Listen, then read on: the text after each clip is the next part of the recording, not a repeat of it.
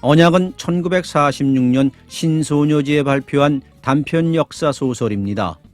작가의 말년작으로 역사소설을 주로 집필하던 시기의 작품이지요. 언약. 전쟁터로 떠난 가실과 설랑은 다시 만날 수 있을까요? 시작합니다.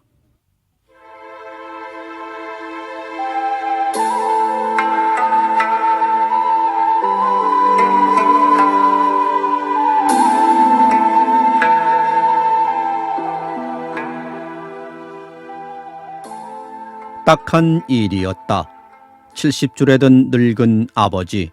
그렇지 않아도 인생으로서의 근력이 줄어들어갈 연치에 본시부터 허약하던 몸에다가 또한 일생을 통하여 빈곤하게 살기 때문에 몸에 적축되었던 영양이 없는 탓인지 근래 눈에 띄게 못 되어가는 아버지의 신체 상태가 자식된 도리로서 근심이 여간이 아니던 차인데 게다가 엎친 데 덮친다고 군졸에 뽑히다니 70난 노인이 국방을 맡으면 무엇을 감당하랴. 당신 몸 하나도 건사하기 어려워하더니가 국방군으로. 그러나 피할 수 없는 나라의 분부다. 임지를 물어본즉 고구려와의 국경이라 한다. 일가 친척이라고는 자기 하나밖에는 아무도 없으니 모시고 가서 시중돌 수도 없다. 임기는 3년간이지만 경우에 따라서는 연장도 한다. 70난 아버지를 천리박 북쪽 나라의 고된 병역살이로 떠나보내니 어찌 살아서 다시 뵙기를 기약할 수 있으리요. 어떻게 면할 길이 없나고도 퍽이나 애써 알아보았다. 그러나 대행, 사람을 사서 대신 보내는 대행길 하나밖에는 없는데 3년이란 날짜를 사람을 산다 하는 것을 빈곤한 자기네들에겐 절대로 생각도 할 수 없는 일이다. 어찌하나 설랑은 이 기막히는 사정 앞에 혼자서 울 밖엔 도리가 없었다. 때는 신라 진평왕 연간이었다. 컬렁컬렁 내 집에서의 동작도 어려워하는 아버지가 천리박 겨울엔 여간 춥지 않다는 북극 국경 맹수 초량한다는 불모의 땅에 군절로 가서 그나마 여러 해를 생각하려면 벌써 가슴이 탁탁 메고 기가 막혀 생각조차 할 수가 없었다. 부엌에서 밥을 짓노라면 방 안에서 울리는 끊어지는 듯한 아버지의 기침소리. 아무리 나라의 분부라 하나 어떻게 면할 도리가 없을까. 아직 연약하고 나약한 소녀 설랑은 방 안에서 울리는 아버지의 기침소리에 너무 민망하여 얼굴을 돌리면서 한없이 울었다.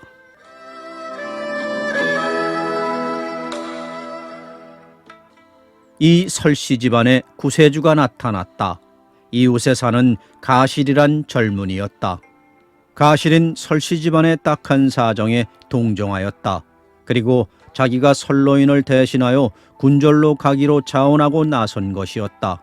이것은 설로인에게 있어서는 단지 시제의 공경에서 구원받은 뿐이 아니라 생명의 은인이라 할 수도 있었다.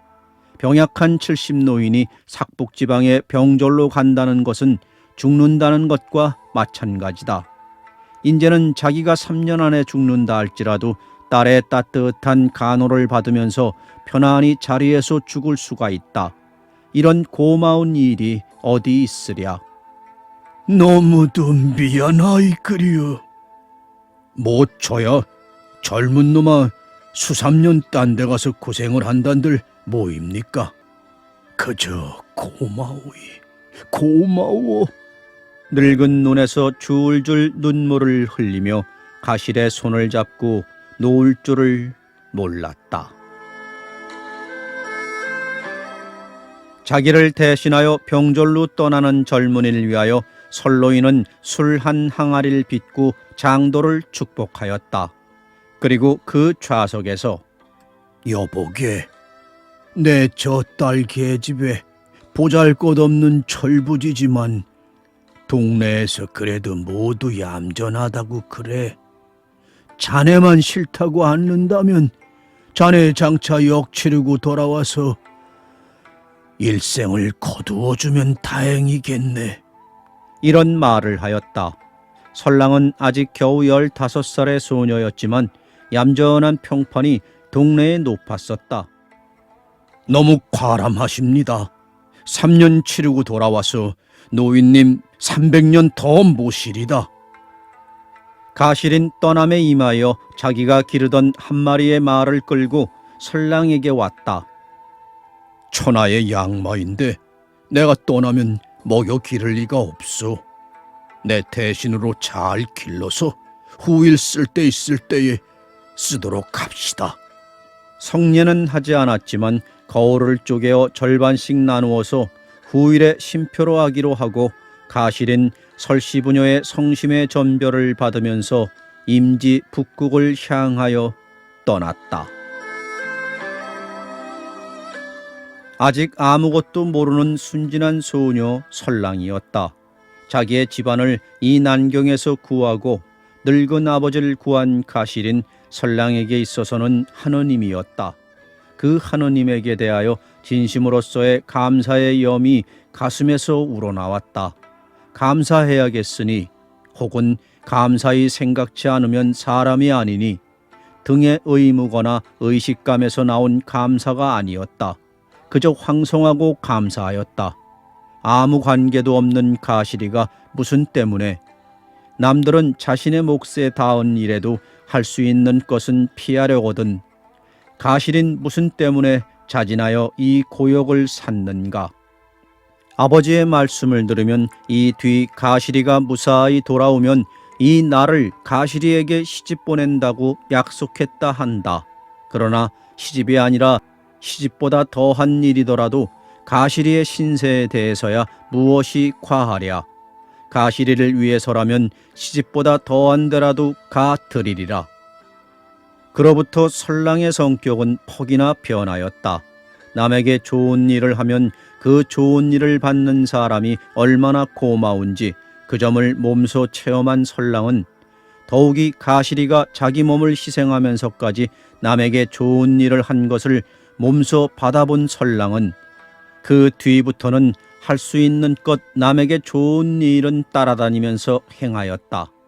동시에 가실이의 신상, 가실이의 건강을 위하여 늘 걱정하였다.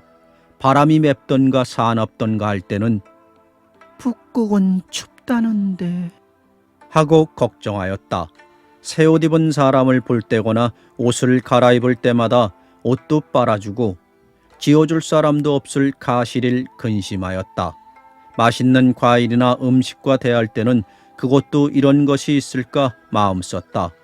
어서 3년을 겪고 돌아오기를 눈이 까맣게 기다렸다. 시집 간다는 것이 어떤 것인지는 모르지만 좌우간 함께 사는 것은 틀림이 없으니 그런 튼튼하고 의로운 사람과 어서 바삐 함께 살아보고 싶었다.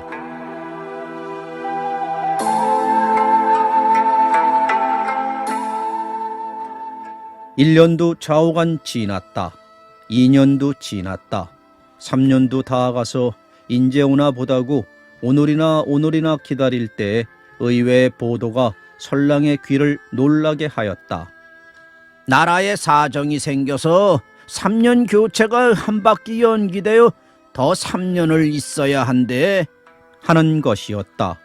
이때는 설랑의 나이 18, 남녀관계에 있어서도 약간의 짐작이 있고 지난날 의인으로 사모하던 가실이에게 좀 더 다른 감정에 눈을 던지기 시작한 때라 이 보도는 설랑에겐 기막히는 보도였다. 처음엔 아뜩하였다.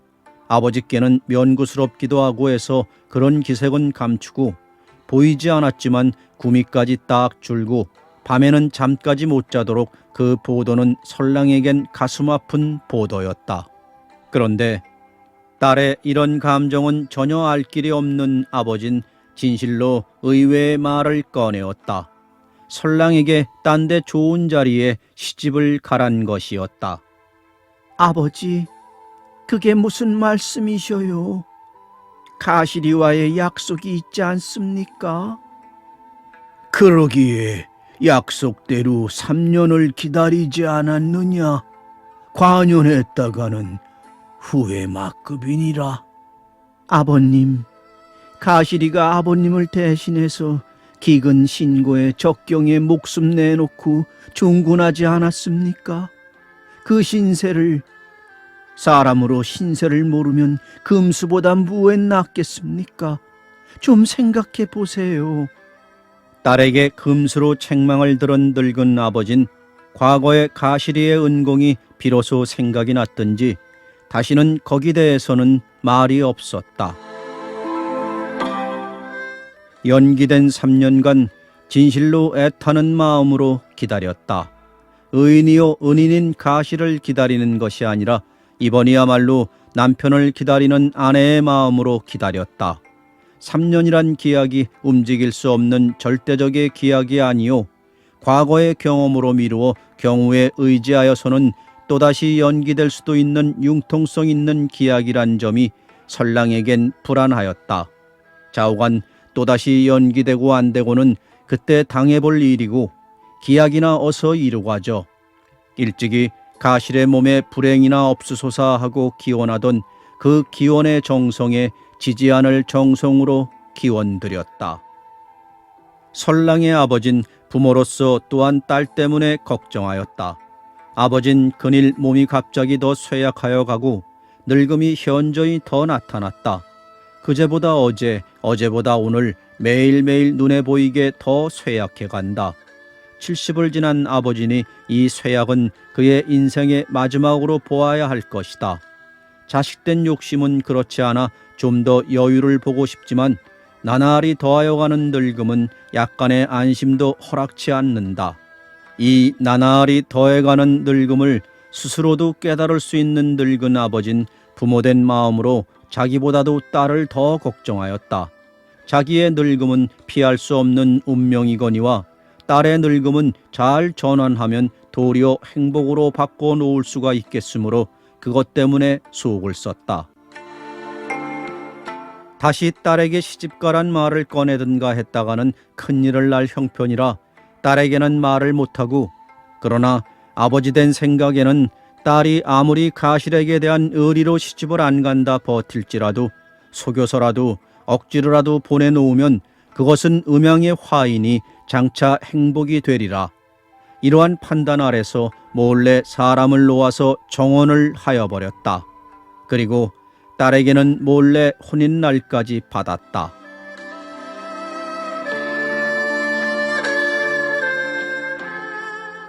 소위 혼인날, 설랑은 비로소 오늘이 자기의 혼인잔치의 날이며 어쩐 영문도 모르고 약간 차린 음식은 자기의 잔치 음식이며 이따가 신랑이 이리로 온다는 말을 들었다.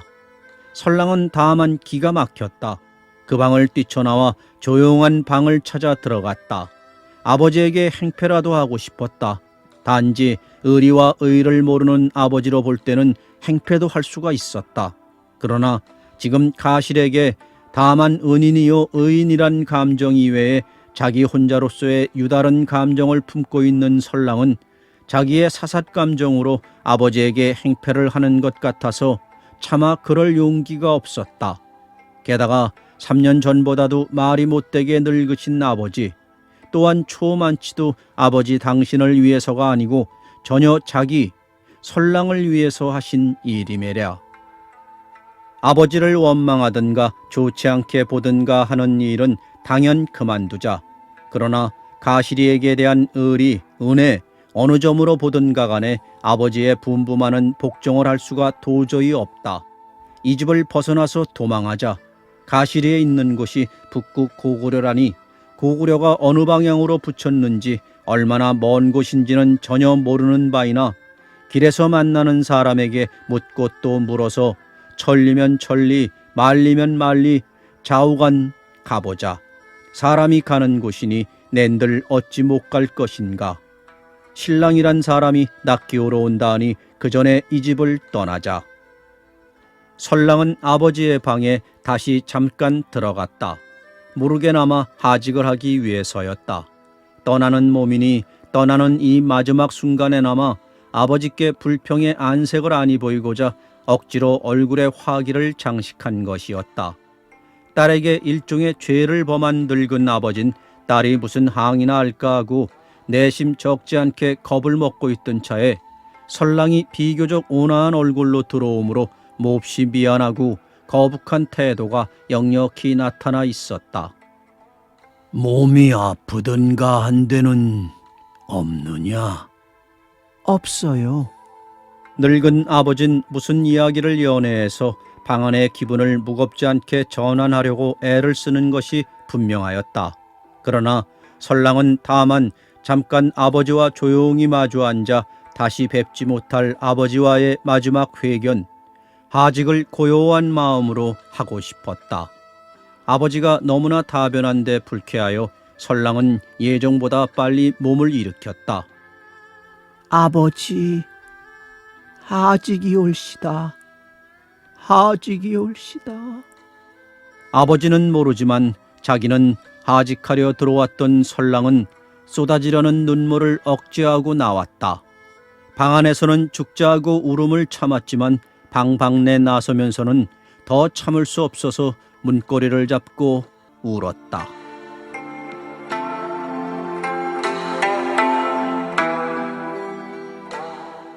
작달한 보통이를 치마 아래 감추고 집모퉁이를 돌아가려 할 때에 쿵쿵 하는 소리와 함께 호호홍 하는 우렁찬 소리가 났다. 설랑은 깜짝 놀랐다. 외양간으로 뛰쳐들어갔다. 가시리가 북극으로 병절로 간 이래 6년. 갈 때에 임하여 설랑에게 양마인이 잘 길러달라고 부탁하여 6년간을 설랑이 손수 죽을 먹이며 길러오던 말이 지금 설랑을 부른 것이었다. 외양간에 들어가니 말은 반가운 듯이 그의 기다란 얼굴을 설랑에게 부비며 코로 바람을 토하는 것이었다. 떠남에 임하여 가시리가 맡기고 간 말을 만난 설랑. 말의 얼굴을 쓸어안고 소리 없이 울고 있었다. 툭! 누가 어깨를 치는 바람에 벌떡 정신을 차리고 머리를 들었다. 설랑은 와락 달려들었다. 자기의 어깨를 친 사람을 쓸어안았다. 체면을 불구하고 통곡하였다. 거기는 오매불망의 가시리가 서 있지 않은가. 가시리로 볼 수가 없었다. 설랑이 아니면 알아보지도 못했을 것이다. 옷이 남루하고 추한 것은 그만두고 사람이 야이면 이렇게도 되는가고 경탄할 만치 한 개의 좋은 곳도 극히 가는 좋은 곳이었다. 외양간에서 나는 때 아닌 통곡송에 가인이며 잔치 구경 왔던 사람들이 모여들었다. 그리고 거기에 웬 거지가 설랑을 때리는 것, 그렇게들 보았다. 때리는 것을 보고 웬 놈이냐고 야단들을 하였다. 가시리가 스스로 자기의 이름을 말하고 설랑이 증명까지 하였지만 처음 한참은 좀채들 믿지 않았다. 그만치 가시린 야윈 위에 또 변하였던 것이다. 떠날 때 설랑과 나누었던 거울까지 내놓아 맞추어 보고 그 밖에 가시리의 본 특징까지 모두 들추어내어 이 거지가 가시리에 틀림이 없다고 확인시키기에는 한참의 시간이 걸렸다. 설랑의 아버진 울어서 딸과 이 사위에게 사죄하였다. 떠날 때 그렇게 튼튼하고 건강하던 젊은이가 종군 6년에 이렇게 알아볼 수까지 없도록 변한 것으로 보아서 어렵다 말은 들었지만 종군이 얼마나 어려운 것인지를 지금 눈앞에 실제로 볼 수가 있는 설랑의 아버진 이 고욕을 쓰다하지 않고 달게 받고 떠난 가실의 행동에 다시금 울면서 감격하였다.